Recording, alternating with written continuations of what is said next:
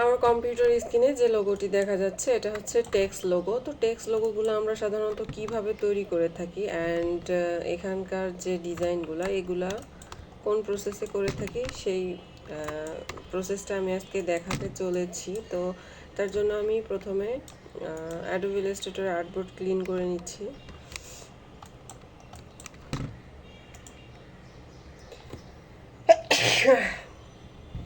Sorry, তো এখানে text নিব, আমি টেক্সটে লিখে নিব এল এ। তো আপনারা যে কোনো টেক্সট নিতে পারেন, যে কোনো টেক্সট নিয়ে আপনারা আপনার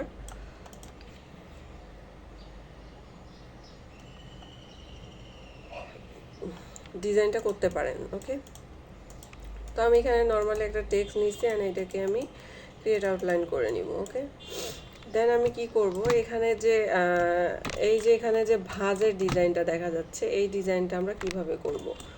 তো আমরা যারা ডিজাইনার তারা অবশ্যই জানি এটা আমরা জিগজ্যাগ দিয়ে করে থাকি। তো এখান থেকে আমি জিগজ্যাগ অপশনটা ওপেন করে নিব।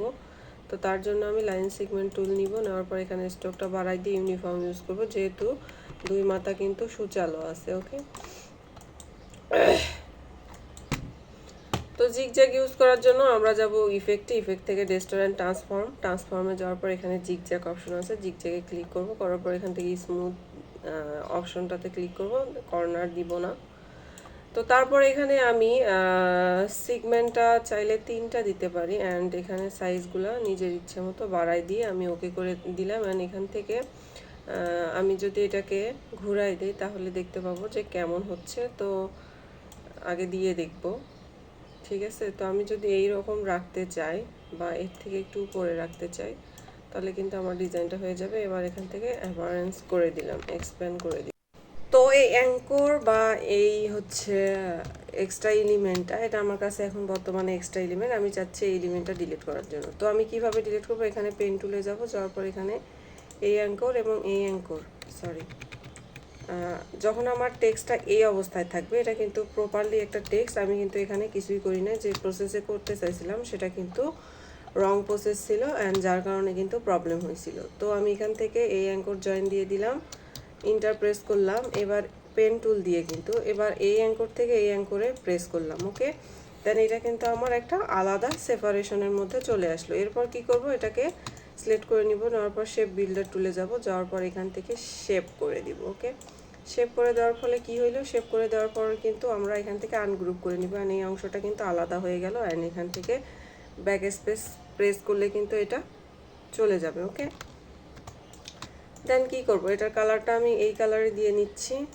সো এই কালারটা চলে আসলো। এরপর কি করব, এটাকে এই বরাবর রেখে দিব। ওকে, তার একটু উপরে দিচ্ছি, তো এই বরাবর রেখে দিলাম। দেওয়ার পর আমি কি করব, এখান থেকে এই অংশগুলো সেপারেশন করব। তো সেপারেশন করার জন্য কি করব, সবগুলাকে সিলেক্ট করে নিয়ে শেপ বিল্ডার টুলে যাব, আবার শেপ বিল্ডার টুলে যাওয়ার পর এই আলাদা আলাদা শেপ বিল্ডার দিয়ে মানে আলাদা আলাদা অংশগুলোকে একটা একটা করে সিলেক্ট করব। তাহলে কি হবে, আমাদের অংশগুলো কাজের অংশগুলো আলাদা আলাদা হবে। এরপর আমরা লোগোটা দেখে নিব যে এখানে কিভাবে সেপারেশনটা করা আছে। ওকে, তো এখান থেকে এইটা করে দিলাম, এখান থেকে এই অংশটা অ্যাড করে দিলাম। ওকে, তো দেন আমরা এখান থেকে কি করব, আলাদা আলাদা অংশগুলোকে উপরে তুলে দিব। ওকে, আমরা যে অংশটা চাচ্ছি না বা যে অংশটা আমরা ডিভাইডেড করতে চাচ্ছি, মনে করেন আমি এই অংশটা এইরকম রাখলাম, তো আমি যদি এই অংশটা এখন এইরকম রাখি তাও কিন্তু হবে, চাইলে আমরা এরকমও করতে পারি।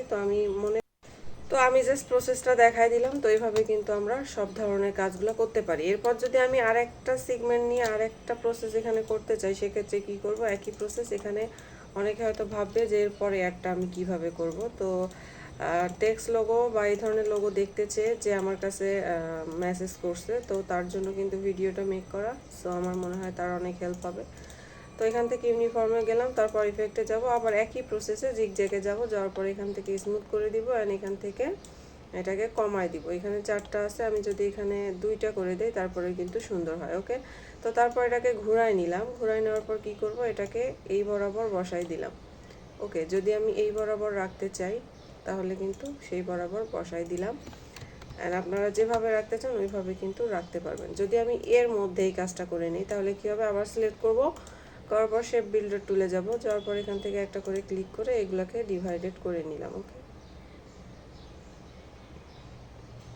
দেখেন সুন্দরভাবে ডিভাইডেড হয়ে গেল। এরপর আমি এই অংশটা যদি নিচে নিয়ে আসি আর এই অংশটাও যদি নিচে নিয়ে আসি তাহলে কিন্তু সুন্দরভাবে আমার ডিজাইনটা হয়ে যাবে। ওকে, তো এরকম ডিজাইন কিন্তু আপনি খুব সহজে এই প্রসেসটাকে ফলো করে করতে পারবেন। এরপর আমি এটাকে গ্রুপ করে দিলাম, দেওয়ার পর এখানে ব্ল্যাকের উপরে নিয়ে আসলাম। দেখেন খুব সুন্দর কিন্তু একটা ডিভাইডেড সেকশন তৈরি হয়ে গেছে। ওকে, তো এইভাবে আপনারা ট্রাই করেন, আশা করি আপনারা এইভাবে ট্রাই করলে পারবেন। ওকে, থ্যাংক ইউ।